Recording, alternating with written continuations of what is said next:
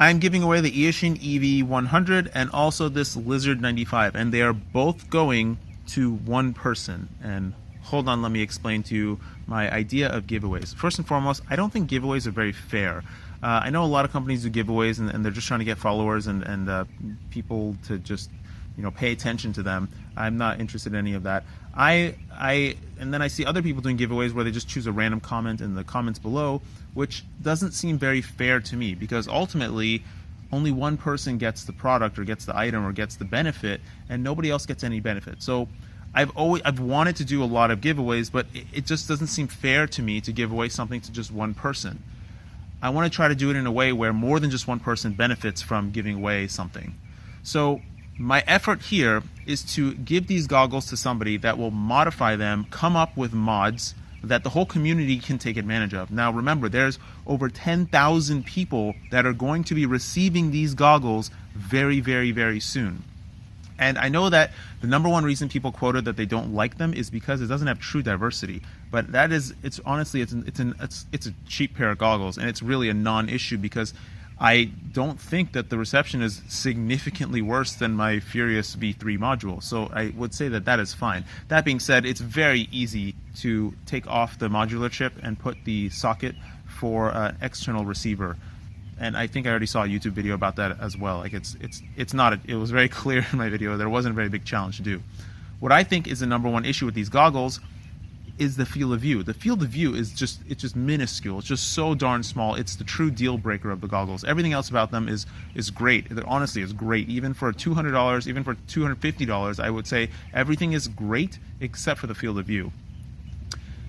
If somebody was to figure out how to fix the field of view with a lens mod or some other addition of some sort and got like the field of view up to like around 45 degrees or so, I think that these goggles would rival the best Fat Sharks, the HD3s or whatever, because I mean that's all that's missing. The screen is pretty good.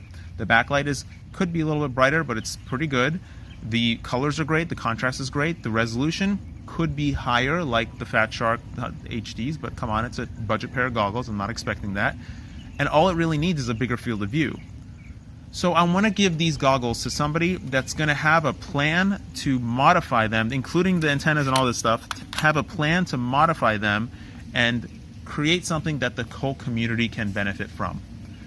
So in the comment section below, please tell me your plan and your vision or your ideas to try and improve these goggles somehow so that all the 10,000 people receiving them can benefit from it. Now, don't take this lightly. I'm giving away these two things, and I'll even give you more stuff. I'll throw more stuff in the box based on what you're planning on doing, because this is not an easy task. This is not like something that I'm just giving away to somebody and they can just go and have fun with it. I'm doing this with the intention of holding them to their promise. I'm going to mention them in future videos, and I'm going to keep up with them and keep track of them and see what they're doing and how their progression is. And I truly want somebody to figure out this lens situation, because if somebody figures that out, these are really darn good goggles.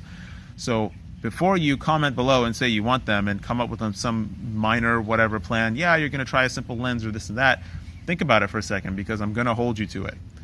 And yeah, that's my way of trying to do a giveaway. And like I said, based on how elaborate your plan is and what you're planning on doing to mod them, I will give you more stuff. Gladly, if you're planning on doing a whole lot of work, man, I'll throw in a bunch of stuff in there, because like I said, more than 10,000 people and then many, many more after that are going to benefit from this. So that's a huge thing. So I thank you very, very much for making that effort and doing that. And like I said, the lens is the number one issue. The number one issue is the field of view. Okay, and something that I've been testing lately is the vertical arm frame. And I just thought I'd throw it in the back of this video for a second.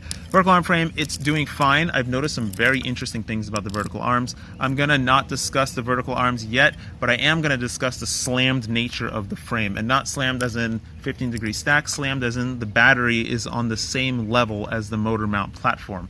I've noticed that it actually flies worse. I prefer my Alien setup to this setup way, way more. Even though the CG is just kind of below the props, it's like in the middle of the motor level and the props, it just does not fly as good. The yaw isn't as responsive, the roll isn't responsive, the flipping, nothing is as responsive or as tuned and locked in as my Alien quad. And I've spent couple of days tuning this quad to try and get it to that level. And I have gotten it close, but it's not quite there yet. So I am tweaking the design. I've already altered it. It's already on the way to me. And I've got the motor mounts coming. These are not the motor mounts that I designed. These are the ones off the Banggood Karearea copy mounts, copy frame actually, which is why I ordered that frame. Yeah, that's it. Thanks very much.